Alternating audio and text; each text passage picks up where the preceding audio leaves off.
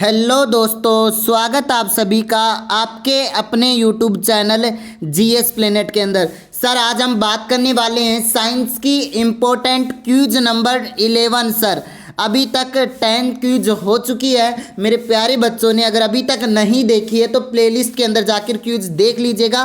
Sir आज हम बात करेंगे सर जो क्वेश्चन एनसीईआरटी बेस है, मैंने एनसीईआरटी से उठाए क्वेश्चन सारे के सारे सर आपके, और ये क्वेश्चन ओनली एनसीईआरटी बेस है और इतने इंपॉर्टेंट है, क्वेश्चंस कम मिले मुझे और मैं क्वेश्चंस लेके आऊँगा एनसीईआरटी बेस। आज सर हम केवल 27 क्वेश्चन डिस्कस करेंगे, केवल 27 क्वेश्चन जो वेरी इंपॉर्टेंट क्वेश्चन है बच्चा। इस वीडियो को जल्दी से शेयर कर दीजिएगा। गुड इवनिंग, गुड इवनिंग भाई, good evening, good evening to everyone. Share कर दो बेटा जल्दी फटाफट। नमस्कार, राम राम। एक आपको बहुत अच्छी, अगर मैं आपको एक मोटिवेशनल शायरी सुनाना चाहूँ, बहुत प्यारी है और बहुत अच्छी है, मैंने बनाई थी स्पेशल आप लोगों के लिए। हौसलों के तरकस में कोशिश का वो तीर जिंदा रखो, हौसलों के तरकस में कोशिश का वो तीर जिंदा रखो। हार जाओ चाहे जिंदगी में सब कुछ, हार जाओ चाहे जिंदगी में सब कुछ, मगर फिर से जीतने की उम्मीद रखो। एक हौसला, एक जुनून आपके दिल में हमेशा होना चाहिए। चाहे आप कितनी बार हार जाओ फिर भी आपके अंदर सर इतनी कैपेसिटी होनी चाहिए कि जो जंग जिस चीज़ के लिए आप काम कर रहे हो वो आज ना तो कल आप जरूर जीतो। सर बिल्कुल सर, आज जो क्वेश्चन डिस्कस करेंगे sir only NCERT based question है। हमारे चैनल यूट्यूब जीएस प्लेनेट को अगर सब्सक्राइब नहीं किया है तो बेटा सब्सक्राइब कर दीजिएगा। आप लोगों का ज़्यादा टाइम वेस्ट मैं नहीं करता हूँ, स्टार्ट करता हूँ। सर पहला क्वेश्चन आपकी स्क्रीन के सामने दिखाई दे रहा होगा मेरे प्यारे बच्चों को। क्वेश्चन क्या है सर, देखो बहुत थोड़ा सा मैंने लेवल इंक्रीज करने की कोशिश की है। क्वेश्चन क्या है सर, प्लास्टिक सर्जरी के जनक माने जाते हैं। सर जो प्लास्टिक सर्जरी होती है उसके बारे में सबसे पहले बताने वाला या विस्तृत जानकारी देने वाला कौन सा वैज्ञानिक था? Gregor John Mendel, sir Isaac Newton, या सुश्रुति, या फिर सर सीवी रमन? फटाफट आंसर दे दीजिएगा, मैं वेट कर रहा हूँ आपके कॉमेंट का। नहीं बेटा, मेंडल कहाँ से आ जाएगा, बिल्कुल नहीं। फटाफट आंसर दे दीजिएगा। सर प्लास्टिक सर्जरी के जनक किसे कहा जाता है? Who is the father of plastic surgery? तो सर इसके पिता कहा जाता है किसको? सुश्रुत को। सर मैंने कहा सर कई बच्चों ने आंसर सही दिया, काफ़ी बच्चों ने इसका माइंड में मेंडल रख रखा था। मेंडल नहीं आएगा बेटा, इन तीनों को तो अलग कर दो। एक मैंने कहा तो ऋषि दिखाई दे, तो ये ऋषि थोड़ी है भाई आपके, देखो तो फोटो को देख के भी आंसर कर लिया करो कई बार, ठीक है सर। अगला क्वेश्चन, क्वेश्चन नंबर 2, बहुत अच्छा क्वेश्चन। देखो सर, देखो थोड़ा सा अच्छा और इंटरेस्टिंग और लेवल इंक्रीज इस क्वेश्चन का। क्या है सर, भास्कराचार्य प्रथम द्वारा किया गया प्रमेय वर्तमान में किस नाम से चलन है? मतलब देखो सर, जो एक वैज्ञानिक थे, एक आचार्य थे सर, वैज्ञानिक का नाम आ रहा भास्कराचार्य प्रथम द्वारा किया गया प्रमेय वर्तमान में किस नाम से चलन है? धाराचार्य प्रमेय, या पाइथागोरस प्रमेय, या फिर पेल समीकरण, या इनमें से कोई नहीं? तो सर ये जो समीकरण है, इस समीकरण को किस नाम से जाना जाता है? सर आपके पेल समीकरण के नाम से जाना जाता है। सर इस वीडियो को जल्दी से शेयर कर दीजिएगा। गुड इवनिंग बेटा, टाइम पे आ जाएगा और आप लोग 8:15 बजे, काफ़ी बच्चे लेट हो जाते हैं तो आपको बता रखा है कि सर क्यूज का टाइम 8:15 बजे, तो 8:15 बजे मेरे प्यारे बच्चों आप लाइव आ जाया करो बिना बताएं, ठीक है सर। अगला क्वेश्चन 3rd नंबर का क्वेश्चन, ये भी देखो बहुत अच्छा क्वेश्चन है, ये मैंने बताया भी था। देखो सर क्या है क्वेश्चन, सर्वप्रथम परमाणु की जानकारी किस वैज्ञानिक ने दी थी? अब देखो इतने क्वेश्चंस पढ़ रखे हैं, लेकिन मैंने क्वेश्चन क्या पूछ लिया सर कि दुनिया में सबसे पहले परमाणु की जानकारी, ये नहीं कहा कि एटॉमिक सिद्धांत की बारी, जो एटॉमिक थ्योरी तो जॉन डाल्टन ने दी थी सर आपकी। मैं बात कर रहा हूँ परमाणु की जानकारी सबसे पहले न्यूटन, जॉन डाल्टन, महर्षि कणाद, या फिर इनमें से कोई नहीं? फटाफट आंसर दे दीजिएगा। आंसर नहीं आ रहे बच्चों आपका। सर एक वैज्ञानिक थे, एक महर्षि थे, हमारे देश के अंदर सबसे पहले ही दे दी थी। महर्षि कणाद ने सर सबसे पहले जानकारी दे दी थी एटम के बारे में। जो चीज़ साइंटिस्ट इतने सालों बाद खोजते हैं उनकी खोजें पहले हो चुकी है, दे दी थी, अस्तित्व में नहीं आए थे भाई आपके, सिंपल सी बात है। अगला क्वेश्चन 4th नंबर का क्वेश्चन क्या है सर आपके, लघु पतन के समय परिपथ में धारा, भाई लघु पतन के समय परिपथ में जो धारा है वो क्या नहीं होती भाई आपके, परिवर्तित नहीं होती, धारा में पर्याप्त कमी होती है, या बहुत अधिक बढ़ जाती है, या निरंतर परिवर्तित रहती है। भाई लघु शॉर्ट सर्किट के समय भाई धारा में क्या हो जाती है भाई, शॉर्ट सर्किट कब होता है भाई आपके, जब जो आपके जो परिपथ होता है उसके अंदर धारा क्या होगी, जब बढ़ जाएगी तभी तो शॉर्ट सर्किट होता है। बिल्कुल। क्वेश्चन नंबर 5 क्वेश्चन आपके सामने देखो, टेस्ट सीरीज का स्टैंडर्ड बहुत अच्छा होता जा रहा है डे बाय डे, आप लोग भी सपोर्ट करो थोड़ा सा चैनल को, अपने एक एक फ्रेंड्स को लेके आया करो। सर 5 नंबर का क्वेश्चन, वैद्युत मोटर एक युक्ति है जो परिवर्तित करती है भाई आपकी, इलेक्ट्रिक मोटर एक युक्ति है जो परिवर्तित करती है, जल्दी से आंसर दे दीजिएगा सर आपके। चुंबकीय ऊर्जा को यांत्रिक ऊर्जा में, उसमें ऊर्जा को वैद्युत ऊर्जा में, वैद्युत ऊर्जा को यांत्रिक ऊर्जा में, या यांत्रिक ऊर्जा को वैद्युत ऊर्जा में। बोले तो सर आपके बताओ फटाफट सर, आपके चुंबकीय ऊर्जा को किस में करती है, क्या मैकेनिकल एनर्जी में? नहीं सर, आपके हीट एनर्जी टू इलेक्ट्रिसिटिकल एनर्जी या इलेक्ट्रिकल एनर्जी, तो इलेक्ट्रिकल एनर्जी में भी नहीं करती है। लेकिन सर वैद्युत मोटर में करंट होता है, करंट से किस में भाई, electrical energy to mechanical energy. Answer क्या जाएगा सर इसका? सी। क्वेश्चन नंबर 6, क्या क्वेश्चन है सर आपके, निम्नलिखित में से कहाँ इसरो का केंद्र है? भाई इसरो का केंद्र, सेंटर की बात की है मैंने,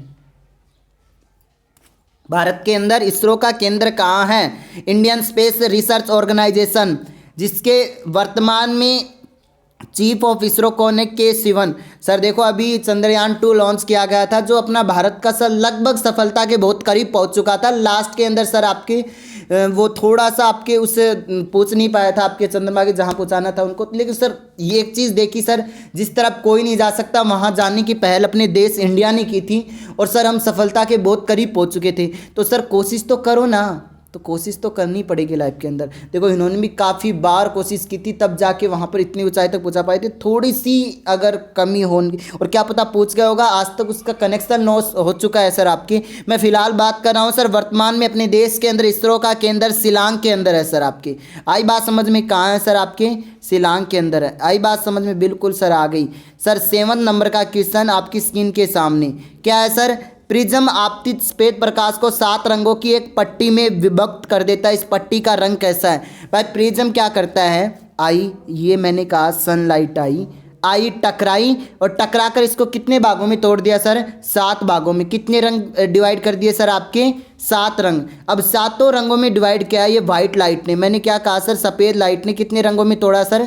7 रंगों में तोड़ा। अब इन 7 रंगों में तोड़ा, तो सर इन 7 रंगों को तोड़ने के लिए जो एक पट्टी वियुक्त करता है वो कैसी होती है सर आपके?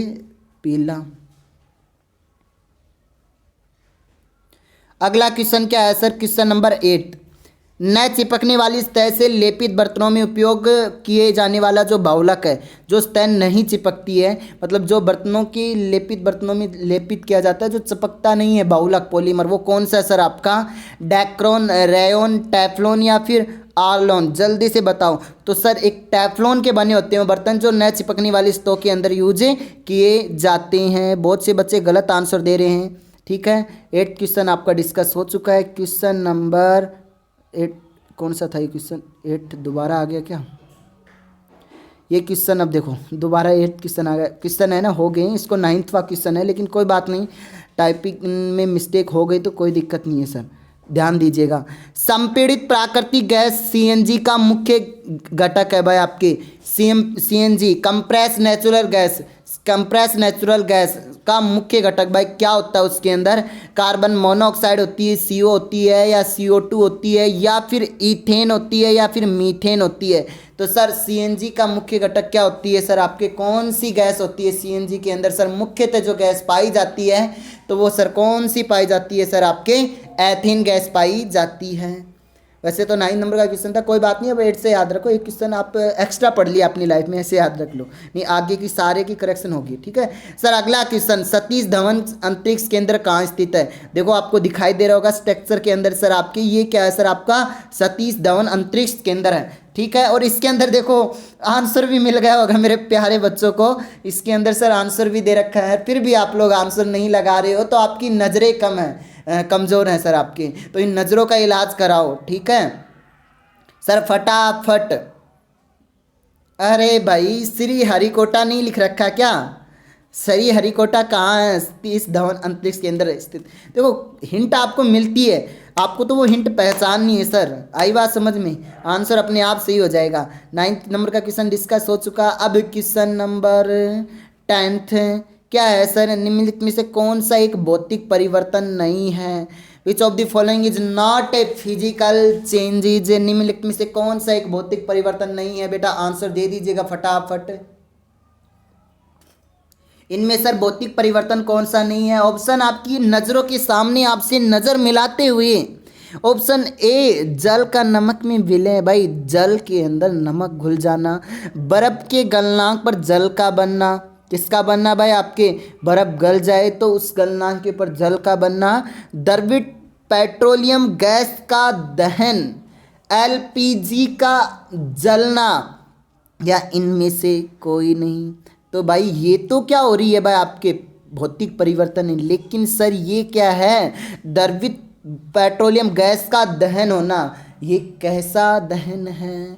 ये वो दहन है आपका रासायनिक। आई बात समझ में? रासायनिक परिवर्तन। क्वेश्चन नंबर 11th क्या है सर? निम्नलिखित में से कौन सा प्रक्रम ऊष्माक्षेपी है? आई बात समझ में? निम्नलिखित में से कौन सा प्रक्रम ऊष्माक्षेपी है? कपूर का उद्रपातन, बिना बुझे चूने के साथ जल की अभिक्रिया, एक शानदार अमल का तनुकरण और जल का वाष्पीकरण। 11th क्लास की एनसीईआरटी के क्वेश्चन उठा लिए मैंने अब की बार। 11th का नाम सॉरी 10th क्लास के 9th क्लास की एनसीईआरटी के। अब कोशिश कर रहा हूँ कि मैं एनसीईआरटी के दोनों 9th और 10th की एनसीईआरटी के दोनों के क्वेश्चन कवर करवा दूँ। कॉमेंट करके बताना जरूर कि आज सर करवानी है नहीं करवानी एनसीईआरटी के सारे क्वेश्चन कवर। सर यहाँ आंसर क्या जाएगा? एक शानदार अमल का तनुकरण। देखो सर प्रकाश के वर्ण विक्षेपण का उदाहरण है भाई आपके डिस्पर्सन ऑफ लाइट का। भाई लाइट का मतलब टूटना। टूट कहाँ रही थी बेचारी प्रकाश की किरण? जब किससे टकरा रही थी? प्रिज्म से। जब 7 रंगों में टूट रही थी तो प्रिज्म से 7 स्पेक्ट्रम जो बन रहे थे। हीरे का चमकना, ठीक है, दिल का धड़कना, मरगमर्ची का मिराज फॉर्मेशन, या प्रकाश तंतु ऑप्टिकल फाइबर, ये तो सभी एक ही सिद्धांत पर कार्य करते हैं। TIR total internal reflection of light, प्रकाश का पूर्ण आंतरिक परावर्तन के आधार पर। और ये किस पे करता है? डिस्पर्सन ऑफ लाइट पे। अब क्वेश्चन नंबर 13 आपकी स्क्रीन के सामने। नेत्र से नेत्र मिलाए हुए, नज़र से नज़र मिलाए हुए क्या है? नेत्र का ही क्वेश्चन है।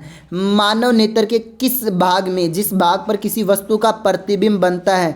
भाई मनुष्य के अंदर कौन सा ऐसा भाग होता है जहाँ पर प्रतिबिंब बनता है? देखो सर ये प्यारे प्यारे बच्चे, आपकी नज़रें खराब है अगर आप आंसर अभी भी नहीं दे पा रहे हो, ठीक है, क्योंकि आपकी नज़रों के सामने इस क्वेश्चन का प्रतिबिंब नहीं बन रहा है। और उस क्वेश्चन का प्रतिबिंब कहाँ बनना चाहिए सर? पारतारिका, कोर्निया, रेटिना, या दृष्टिपटल, या पुतली? तो सर जो रेटिना होती है ना आँखों की, उसके ऊपर क्या बनना चाहिए सर? आपके वस्तु का प्रतिबिंब। डायग्राम के अंदर सर शो हो रहा होगा, यहाँ पर मैंने डायग्राम बना रखा है कि ये सर आपकी क्या है। यहाँ पर देखो सर आपके रेटिना वाली आइज का डायग्राम बना रखा है। और यहाँ पर देखो थोड़ा जूम करके देखो, रोड और एक क्या है? कोन की संख्या मनुष्य के अंदर ज़्यादा होती है, कोन की संख्या कम होती है, रोड की संख्या ज़्यादा इसलिए होती है क्योंकि हमें रात को देखने में थोड़ी सी हेल्प चाहिए। आई बात समझ में? बिल्कुल। क्वेश्चन नंबर 13 हो चुका है। क्वेश्चन नंबर 14 बहुत अच्छा, थोड़ा लंबा क्वेश्चन है, डिस्कस करते हैं। चलो, किसी वस्तु के एक समरूप चालक का प्रतिरोध उसकी लंबाई के डॉट डॉट डॉट डॉट तथा उसके अनुप्रस्थ काट के क्षेत्रफल के dot dot dot dot dot होता है। भाई बताओ, किसी वस्तु के समरूप चालक का प्रतिरोध, बोले तो कंडक्टर का प्रतिरोध, बताओ रेजिस्टेंस। सर लंबाई के तो क्या होगा सर? आपके अनुक्रमणापाती या वित अनुक्रमणापाती? फटाफट बताओ सर। ये नहीं सुना क्या आपने एक तो सूत्र? तो सर किसी की लंबाई के वित कर्म अनुपाती, डायरेक्टली प्रोपोर्शनल तो किसके होता है सर? आपके लेंथ के होता है। बट इन्वर्सली प्रोपोर्शनल टू, अनुक्रमानुपाती भाई आपके वो किसके होता है सर, आपके उसके एरिया के, पृष्ठीय अनुप्रस्थ काट के क्षेत्रफल के। तो सर मैं बात करना चाहूँ तो सर इसका आंसर एक तो ये जाएगा और एक आर मतलब लंबाई वाला। आई बात समझ में? ये क्वेश्चन हो चुका है, क्वेश्चन नंबर 15। 200 वोल्ट के एक वोल्टता जनित्र के 40 वोल्ट के बल्ब से जोड़ा गया है। बल्ब में प्रवाहित धारा का मान क्या होगा? जल्दी से आंसर दे दीजिएगा बेटा, फटाफट आंसर दे दीजिएगा कि सर जल्दी से आंसर दे दीजिएगा सर, सॉल्व करने की कोशिश कीजिएगा सर। सिंपल सा क्वेश्चन है सर, ये ज़्यादा टिपिकल क्वेश्चन है नहीं, ये 15 नंबर का सर। तो कैसे सॉल्व करोगे सर? अगर इसको मैं बताऊं तो आप लोगों को सर एक सिंपल सा फॉर्मूला है कि बल्ब में प्रवाहित धारा का मान निकालना है। तो आई इज इक्वल टू क्या होता है सर, आपके क्या होता है sir, V upon R. Sir watt कितना वोट दे रखा है सर, V कितना दे रखा है, आर कितना दे रखा है, तो सर V कितना है सर आपके, जल्दी से आंसर दे दीजिएगा सर आपके। तो सर हमें एक सिंपल सा फॉर्मूला अप्लाई करना है सर, 200 अपॉन 40 वोट। तो सर 1 0 से 1 0, 4 एकम 4, 4 पंचू 20, तो लगभग कितना आ जाएगा सर आपके 5 एम्पियर के लगभग धारा प्रवाहित होती है। अगला question, question number 16। Sir 16 number का क्वेश्चन क्या है? अगर किसी को फिर भी कोई इश्यू होता है तो कमेंट करके बता दीजिएगा सर, कोई दिक्कत नहीं है। क्वेश्चन नंबर 16 क्या है? मानव जाति में बच्चे के लिंग का निर्धारण कैसे होता है? जल्दी से आंसर दे दीजिएगा कि मानव जाति में बच्चे के लिंग का निर्धारण कैसे होता है। फटाफट आंसर दे दीजिएगा सर कि माता से आने वाले X गुणसूत्र, पिता से आने वाले Y गुणसूत्र, या पिता से आने वाले X तथा Y गुणसूत्र तथा पिता से आने वाले सभी गुणसूत्र। जल्दी से आंसर दे दीजिएगा कि भाई देखो किसी बच्चे में लिंग का निर्धारण सिर्फ एक गुणसूत्र करेगा Y, और वो कहाँ से आएगा बेटा? आपके पापा से। आई बात समझ में? अगला क्वेश्चन 17 नंबर का क्वेश्चन क्या है सर? टेटनस किस वजह से होते हैं? टेटनस किस वजह से होता है भाई? आपके कवक से, माइकोप्लाज्मा से, ठीक है, या फिर आपके बैक्टीरिया से, वायरस से। भाई टेटनस किस चीज़ से होता है भाई? आपके भाई टेटेनी का नाम सुना होगा ना आप लोगों ने, और टेटेनी क्या है सर? एक बैक्टीरिया है, तो बैक्टीरिया से होने वाला रोग है। टेटनस किससे होती है सर? आपके बैक्टीरिया से होती है, ठीक है, बिल्कुल।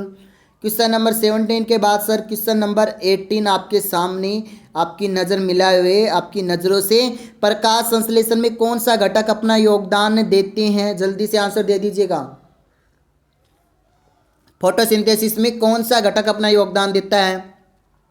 न्यूक्लियस तथा राइबोसोम, या राइबोसोम या न्यूक्लियस, राइबोसोम तथा एंडोप्लाज्मिक झिल्ली। तो बेटा ये तीनों का योगदान होता है। स्पेशली आप लोगों को अगर प्लांट्स की फोटोसिंथेसिस के बारे में नॉलेज होना चाहिए, और सर आपने जाना भी होगा सर फोटोसिंथेसिस के अंदर ये तीनों का मैक्सिमम योगदान होता है। न्यूक्लियस बोले तो केंद्रक, राइबोसोम को राइबोसोम ही बोलते हैं, और एंडोप्लाज्मिक झिल्ली बोले तो सर अंतःपदरवी जाली का। आंसर क्या गया? सी। क्वेश्चन नंबर 18 के बाद मूव करते हैं क्वेश्चन नंबर 19 की ओर। अभी हाल ही में चर्चा में आए, देखो बहुत इम्पोर्टेंट और आपका हाल ही का बोले तो करंट अफेयर का क्वेश्चन आए, श्रवण चावल की विकसित किए गए।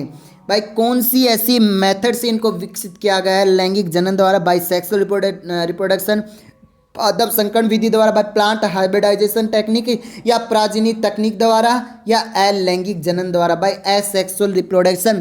फटाफट आंसर दे दीजिएगा सर। एक विधि है जिसका नाम है ट्रांसजेनिक टेक्निक, उसके द्वारा हाल ही में चर्चा में आए श्रवण चावल विकसित किए गए हैं। 19 क्वेश्चन हो चुके हैं, क्वेश्चन आ गए हम 20 की ओर।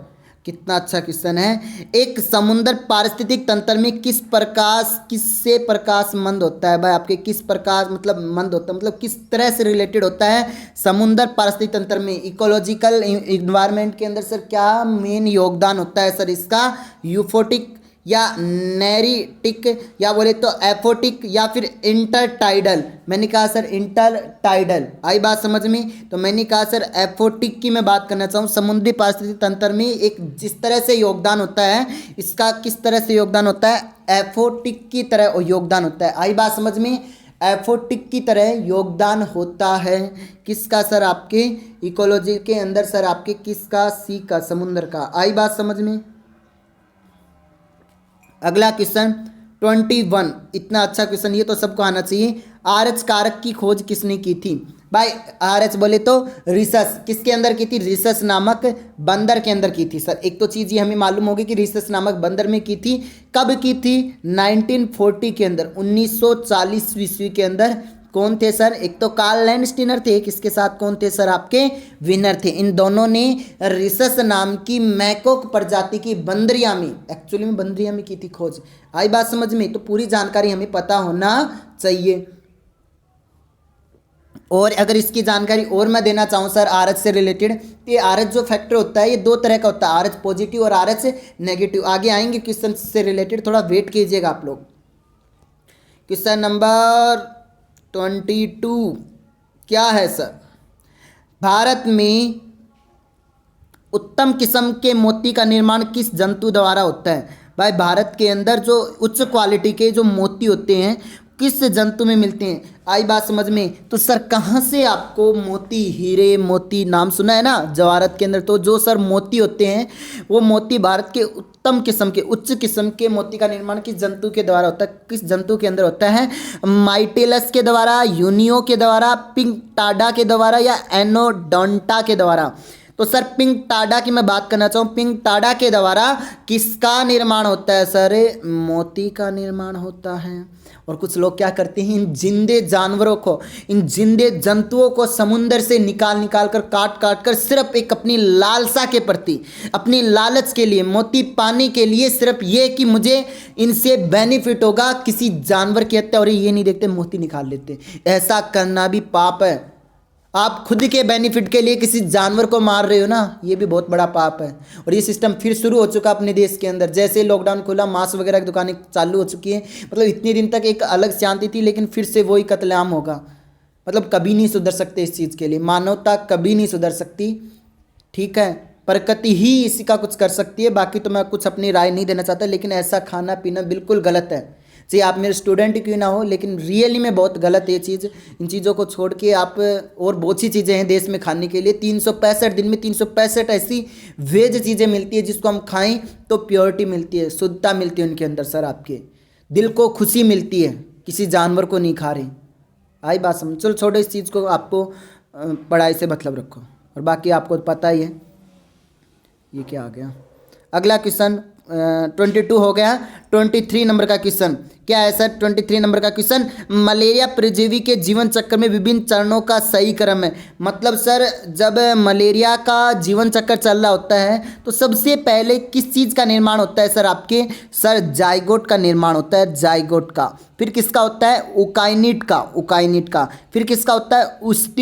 ऊस्टिड्स का होता है। और फिर किसका होता है? स्पोरोजाइट्स का। और फिर स्पोरोजाइट्स वापस स्प्रेड कर ले जाता है। मलेरिया की लाइफ साइकिल मैंने पूरी समझाई थी आप लोगों को, एक डिजीज समझाई थी मलेरिया अच्छे से, जो प्रोटोजोआ से होती है। प्रोटोजोआ का नाम भी क्या होता है सर? आपके प्लाज्मोडियम।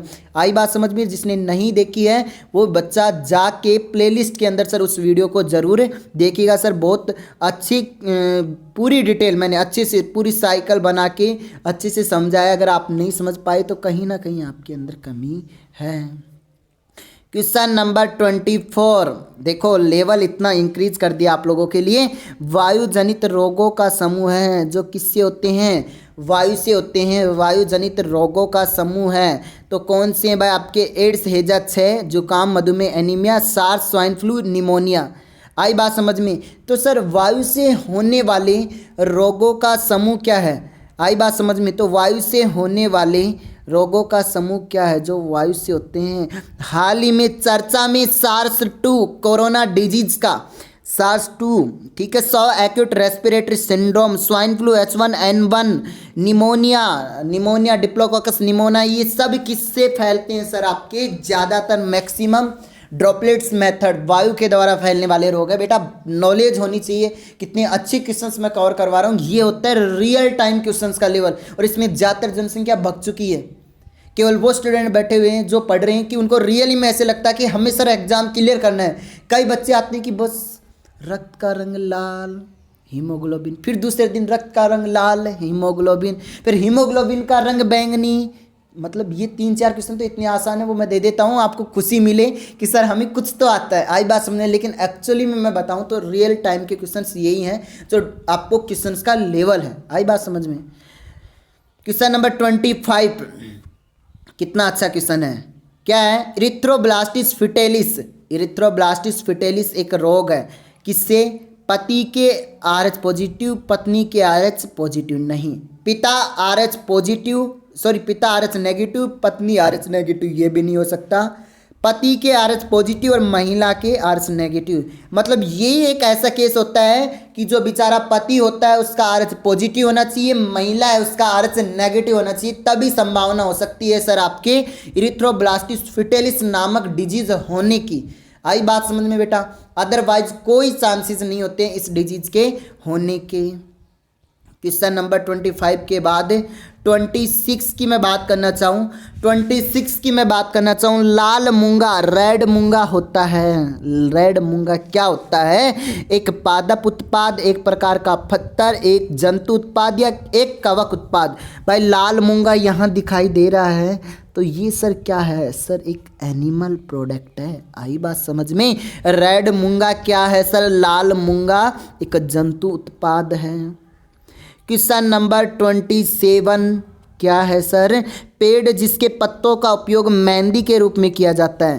भाई पेड़ जिसके पत्तों का उपयोग हम मेहंदी हिना के रूप में करते हैं, हाथों में मेहंदी रचाने के लिए करते हैं, इस पेड़ का नाम ही बता दो, कौन बताएगा, बताओ फटाफट कमेंट कीजिएगा, सर आपके कमेंट का वेट कर रहा हूँ। लास्ट क्वेश्चन है आज का ये।